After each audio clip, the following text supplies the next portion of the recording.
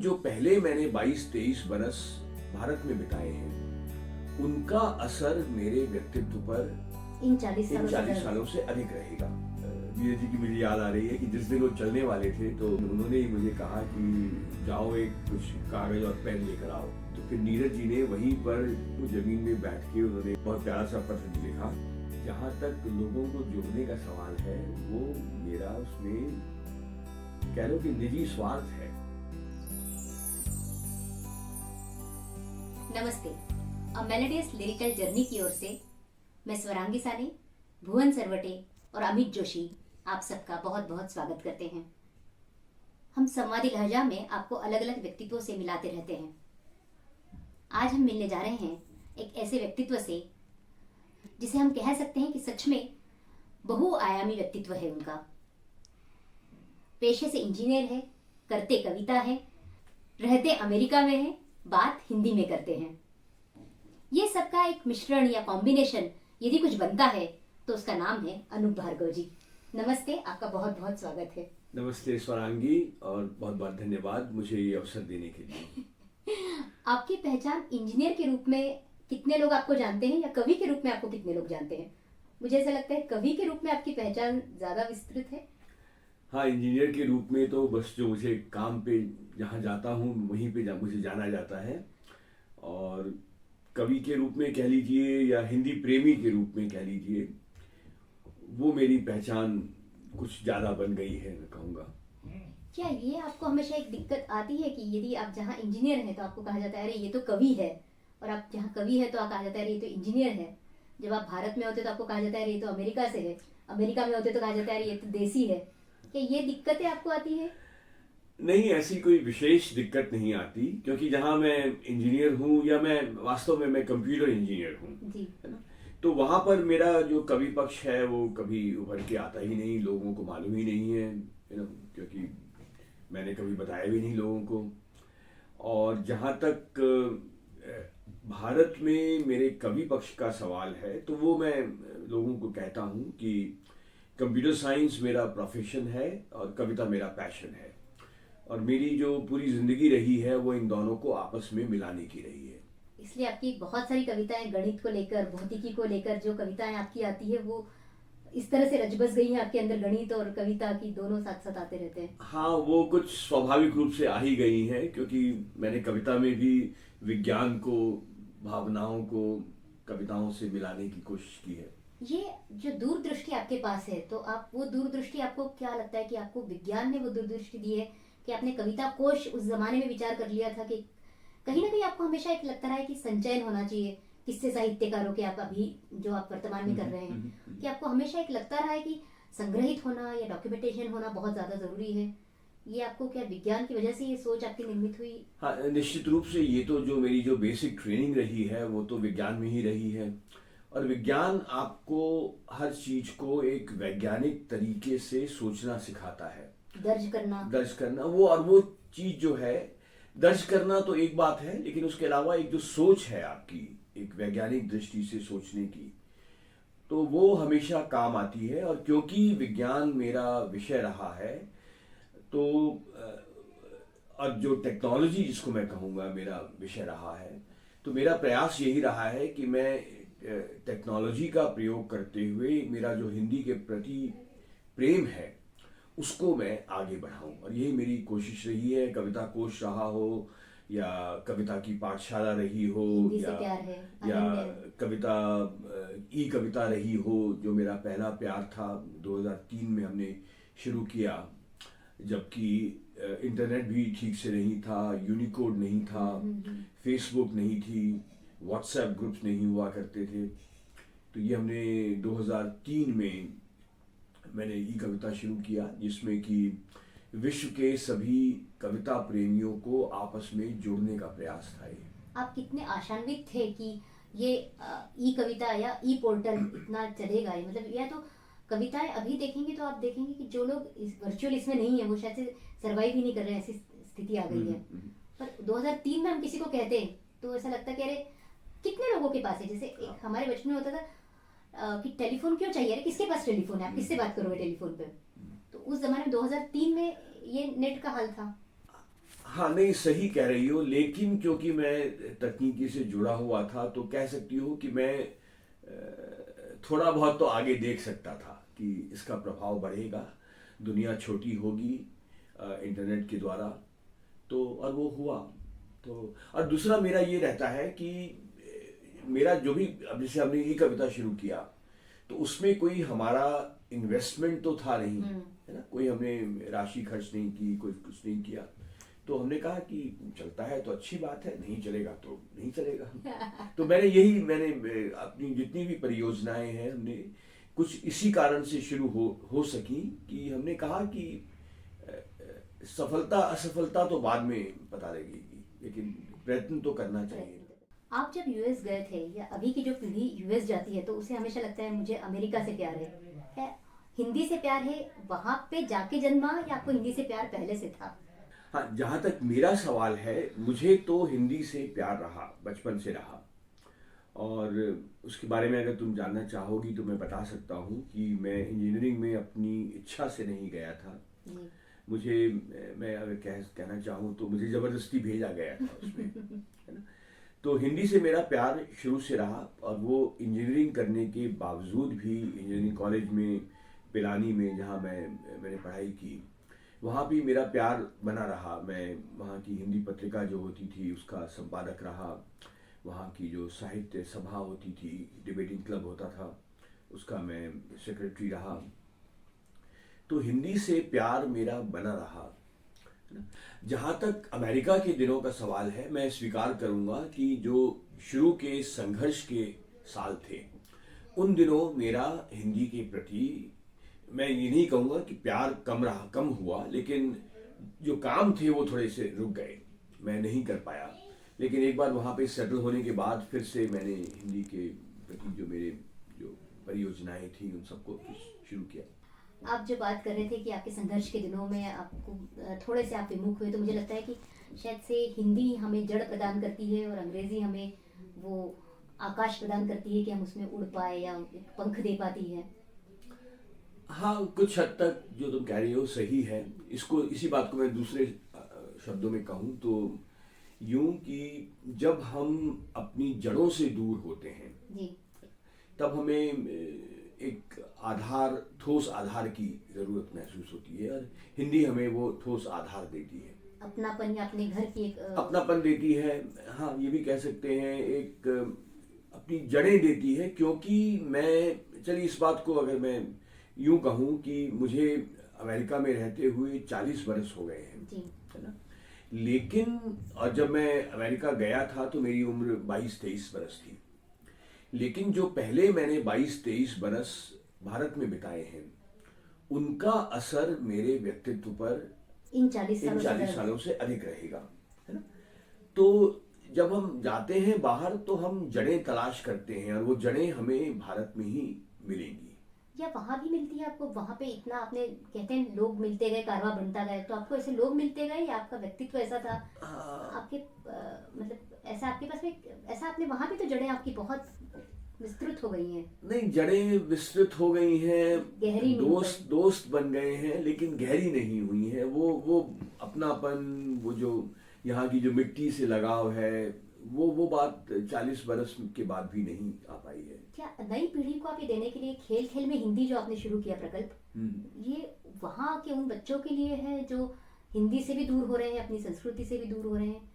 उस प्रकल्प के बारे में बताइए कि वो दिमाग में कैसे आपके आया? हाँ, तो वो बड़ा अच्छा सवाल है और उसका जवाब ये है कि जब हम भारत में होते हैं तो हमें कोई सजग प्रयास करने की जरूरत नहीं है ना। हिंदी कम हो रही है लेकिन फिर भी चारों तरफ है भारत में, अगर आपके बच्चे पल रहे हैं। लेकिन जब आप भारत से दूर होते हैं तब आपको सजग प्रयास करने पड़ते हैं अपनी आने वाली पीढ़ी को मिट्टी से जोड़े रखने के लिए, है ना। तो ये खेल खेल में हिंदी जो है उसी तरह का प्रयास है। और जितने भी हम प्रयास कर रहे हैं, जो हम लोग हिंदी कक्षाएं चलती हैं अमेरिका में, जो हम सांस्कृतिक कार्यक्रम करते रहते हैं, काव्य गोष्ठियाँ करते रहते हैं, कवि सम्मेलन करते रहते हैं, भारत से कलाकारों को बुलाते हैं, तो वो सब वही प्रयास हैं अपनी मिट्टी से जुड़े रहने के। यहाँ पे जब लोग विमुख होते हैं तो आपको थोड़ा एक लगता है कि अरे हम वहां पे तलाश रहे हैं और यहाँ पे लोग विमुख हो रहे हैं, ऐसा कुछ खेद लगता है या ऐसा कुछ प्रवाह है, बहते रहता है झरना? नहीं, अफसोस तो होता ही है जब हम देखते हैं कि भारत में हिंदी के प्रति उतना प्रेम नहीं है और एक दूसरे दर्जे की भाषा बन गई है, तो अफसोस तो होता ही है। लेकिन आप आशान्वित भी हैं कि स्थितियां बदलेंगी, क्योंकि आपके पास में, आपको क्या लगता है कि यदि आपको वो लोग ना मिले होते हैं, आपके पास में इतने साहित्यकारों के इतने किस्से हैं, आप गुलजार जी की बात कर लीजिए, आप किसी की भी बात कर लीजिए, उनसे आपका एक बहुत अपनापन रहा है, ऐसी मतलब धर्मवीर भारती जी, आपके पास में स्मृतियों का एक जो पूरा खजाना है, वो लोग मिले इसलिए आप ऐसे बने या आप ऐसे थे इसलिए वो लोग मिले? नहीं, जहाँ तक साहित्यकारों और कवियों से मेरे संस्मरणों का सवाल है, वो तो क्योंकि मुझे कविता से प्रेम था, तो एक जो मैंने प्रयास शुरू किया करीब 2003 के आसपास, हम लोगों ने गोपाल दास नीरज जी को सबसे पहले बुलाया जी। और गोपाल दास नीरज जी हमारे घर पे करीब 1 महीने तक रहे। ओहो। तो वो जो हमें उनका प्रसाद मिला उनकी संगत का, उसके कारवा बाद गुजर गया। हाँ, कारवा गुजर गया। कारवां गुजर गया, गुबार देखते रहे, फूलों के रंग से, दिल की कलम से, और नहीं बहुत से उनकी तो संस्मरण है, और है ना। तो फिर एक कारवां शुरू ही हुआ, गोपाल दास नीरज जी से शुरू हुआ, फिर हमने सोम ठाकुर जी को बुलाया, कुंवर बेचैन जी हमारे यहाँ आए, जी हाँ। उदय प्रताप सिंह जी हमारे यहाँ आए, अशोक चक्रधर हमारे यहाँ आए, ओम प्रकाश आदित्य जी आए, सुरेंद्र शर्मा, मतलब लगभग मैं कहूँ कि काव्य जगत के जितने भी, काव्य मंच के जितने भी, अशोक वाजपेयी जी हमारे यहाँ आए, तो जितने भी काव्य मंच के जितने भी नाम हैं, लगभग सभी का मुझे सौभाग्य घर से आपको सहयोग इसमें पूरा मिला, मतलब ऐसा उनकी तरफ से कभी ऐसा नहीं। ये नहीं हुआ कि क्यों बुला रहे हैं या क्या करना है? बिल्कुल बिल्कुल बिल्कुल। या वो तो वीकेंड पे हम लोग जो सुनते हैं, हम तो भारत में रहते हैं, हम जो सुनते हैं कि वहाँ पे वीकेंड का मतलब होता है कहीं घूमने जाना, और आपने वीकेंड पे जब कवियों को बुलाया, गोष्ठियों को बुलाया, तो परिवार से विरोध न हुआ कि अरे ये क्या कर रहे हैं टाइम पास? नहीं, विरोध तो सवाल ही नहीं, बल्कि पूरा पूरा सहयोग मिला। इसके लिए मैं अपनी पत्नी रजनी भार्गव का धन्यवाद देना चाहूँगा। उनके सहयोग के बिना तो संभव ही क्योंकि नहीं जितनी था। लोग आपकी बात करते हैं उतनी रजनी जी की बात करते हैं कि उनका आतिथ्य नहीं, और रजनी की ज़्यादा करते हैं। नीरज जी की बात आई तो मेरे पास एक पत्र है जो कि नीरज जी की मुझे याद आ रही है कि जिस दिन वो चलने वाले थे, तो मैंने तो कुछ सोचा नहीं था, लेकिन उन्होंने ही मुझे कहा कि जाओ एक कुछ कागज़ और पेन लेकर आओ। जी। तो मैं लेकर आया, तो फिर नीरज जी ने वहीं पर जमीन में बैठा करते थे, वो जमीन में बैठ के उन्होंने एक बड़ा प्यारा सा पत्र, जो अभी तक मेरे पास है, हस्तलिखित पत्र, बहुत प्यारा सा पत्र लिखा। उसमें 2/3 भाग तो रजनी के बारे में ही है। एक छोटा सा उल्लेख मेरा है। तो नहीं, रजनी का तो निश्चित रूप से मैं शुक्रगुजार हूँ कि उनके बिना तो संभव ही नहीं था। जी। मैं जानना चाह रही हूँ कि जो मैं कह रही थी कि रजनी जी के जितने लोग कायल हैं, आपसे ज़्यादा उनके लोग कायल हैं, तो इसका रश्क होता है आपको कि बड़े अच्छा लगता है कि उनको भी एक, आपको ऐसी जीवन संगिनी मिल गई जिन्हें हिंदी से प्यार है, आपसे प्यार है तो हिंदी से भी प्यार है। नहीं, रश्क का तो सवाल ही नहीं है, बल्कि मुझे तो कहना चाहिए गर्व होता है कि रजनी को, और रजनी का ये है कि मैं चाहे न चाहे फोरग्राउंड में आ जाता हूँ, है ना। रजनी बैकग्राउंड में रहना ज़्यादा पसंद करती हैं, और हिंदी से प्यार तो उनको भी है। हिंदी पढ़ाती हैं वो न्यूयॉर्क विश्वविद्यालय में, तो हिंदी से प्यार होना तो स्वाभाविक है। रजनी कविताएं लिखती हैं, बहुत अच्छी, और हाँ। और मैं तो कहता हूँ कि मुझसे अच्छी कविताएं लिखती हैं। मैं कुछ ज़्यादा पढ़ लेता हूँ उन कविताओं को मंच पे, तो मुझे ज़्यादा लोग लेकिन जानते आपने हैं। अभिमान जैसा कोई सीन क्रिएट ना ना ना, अभिमान का तो सवाल ही नहीं है, कोई प्रश्न ही नहीं है। आप, हाँ, ये मैं जो अभिमान की बात आपसे कह रही हूँ वो इसलिए कह रही हूँ कि आप लोगों को बहुत सम्मान देते हैं। वो आप गुलजार जी से, व्यक्तित्व से आप मिलते हैं, या आप मुझ अदनी से भी मिल रहे हैं, तो आप ऐसा कोई भेद नहीं रखते हैं कि अरे इसका स्टेटस कह लीजिए या इसका क्या, उसको क्या सम्मान देना। तो हिंदी पे भी आप जैसे अनन्य पत्रिका निकाल रहे हैं, तो तंजानिया जैसे देशों में जहाँ पे हिंदी नगण्य है, मतलब नाम मात्र है, तो आपका ये सम्मान का सिलसिला हर जगह दिखता है कि वो आप न्यूयॉर्क और तंजानिया को भी अलग अलग नहीं मानते हैं। नहीं, सम्मान तो बड़े आदमी से मिलें, छोटे आदमी से मिलें, उसमें फ़र्क करने का तो कोई कारण भी नहीं है और मैं करता भी नहीं हूँ। हाँ, आप नहीं करते, यही कहना नहीं, चाहूंगी। कोई कारण होना भी नहीं चाहिए। मुझे समझ नहीं आता कि अगर आप कोई बड़ा है तो वो अपने लिए बड़ा है, और मेरा तो व्यवहार सबसे समान ही रहता है और समान ही रहना चाहिए। सहजता में ही सरलता में ही सहजता होनी चाहिए आपकी सबको। ये सहजता कोई ओढ़ी हुई नहीं है, मतलब ये बहुत आपके भीतर से सहजता आती है ये। नहीं, तुम अब ये पूछ रही हो तो मैं तुम्हें बताऊंगा कि सहजता जो है सबसे सरल तरीका है, क्योंकि सहज अगर आप रह रहे हैं तो आपको इस बात की चिंता करने की ज़रूरत नहीं है कि अब मुझे ये मुखौटा ओढ़ना है, अब मुझे ये मुखौटा मुखौटा ओढ़ना है। आप सहज रहिए, जैसे है वैसे ही रहिए, और मैं वही कोशिश करता हूँ। मित्रों, अ मेलेडियस लिरिकल जर्नी में आप एक बहुत सहज व्यक्तित्व से मिल रहे हैं।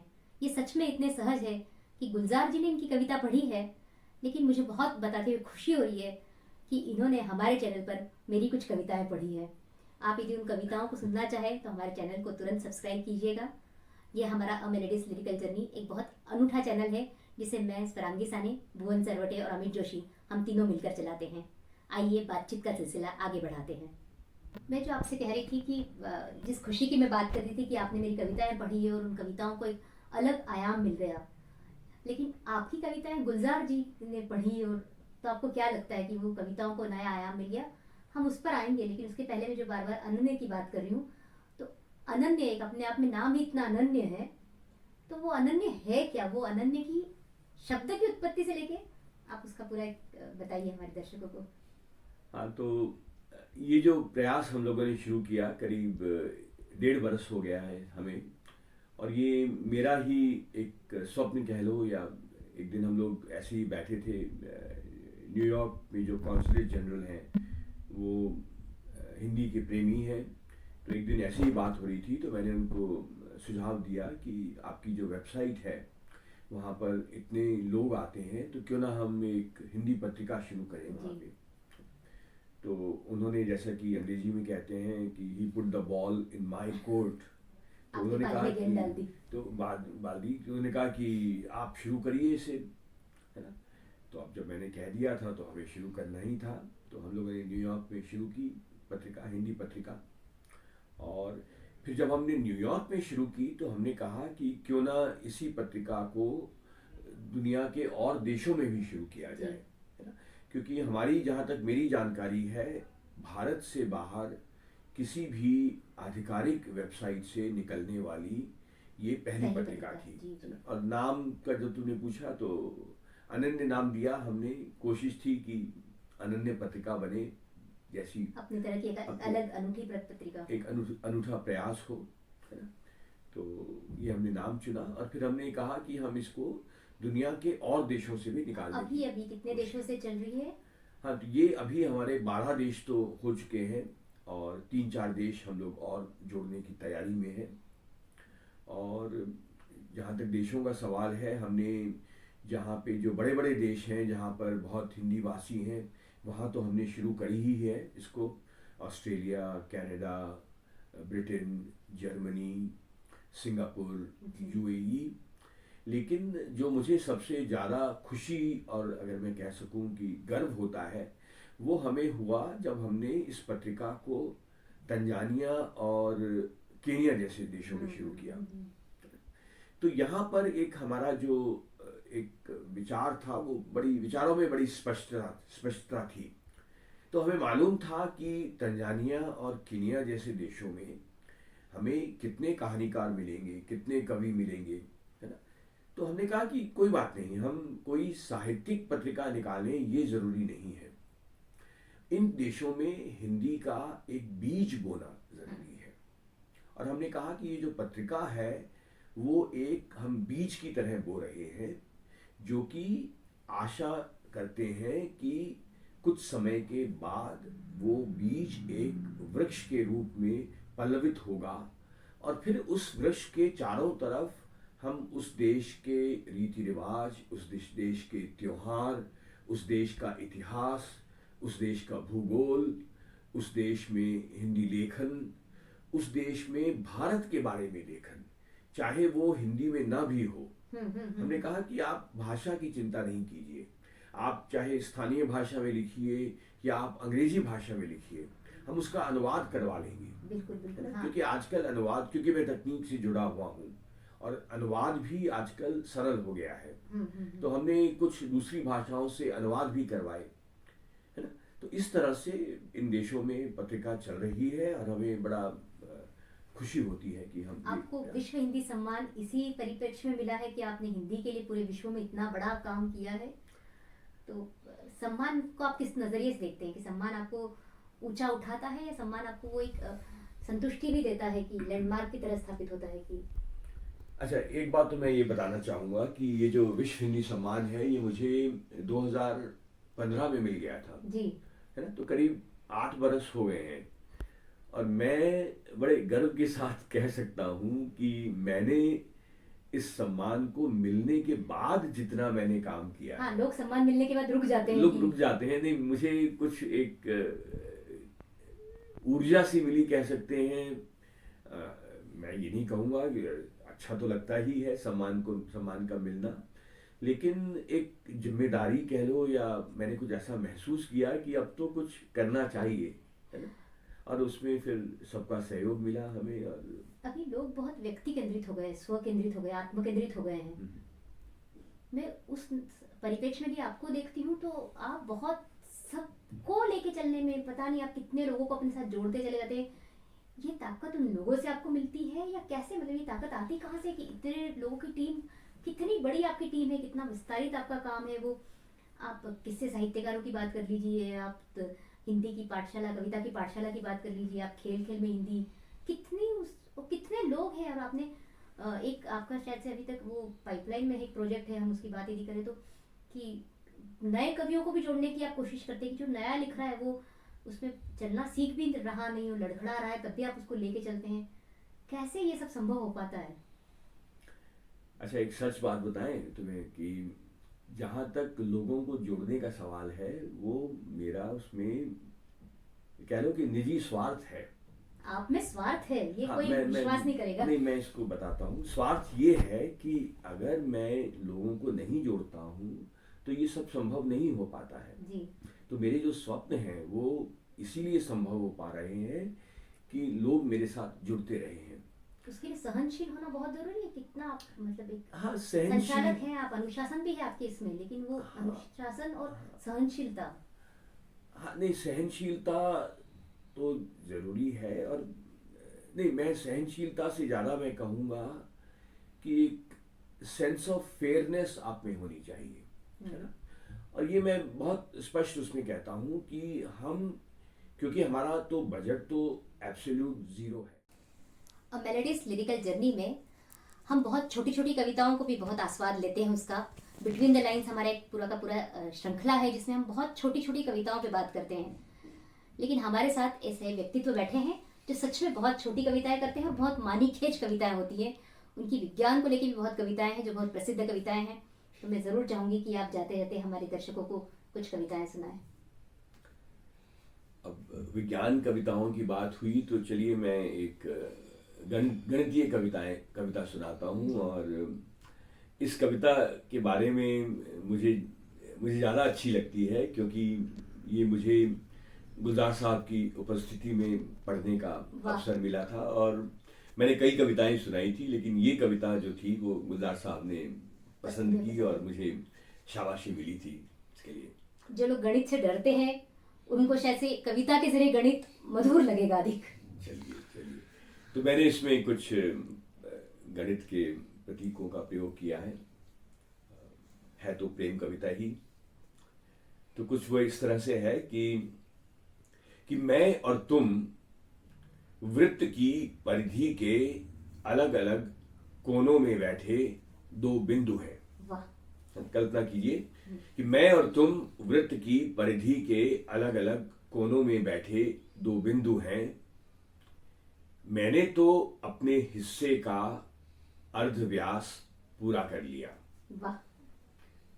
मैंने तो अपने हिस्से का अर्धव्यास पूरा कर लिया, क्या तुम मुझसे मिलने के लिए केंद्र पर आओगी? अपना अर्धव्यास पूरा करके अपनी त्रिज्या तक आओगी। क्या त्रिज्या बात, तक आओगी। बहुत सुंदर कविता है। बहुत कितनी छोटी सी बात है, कितनी सुंदरता से आपने कह दी।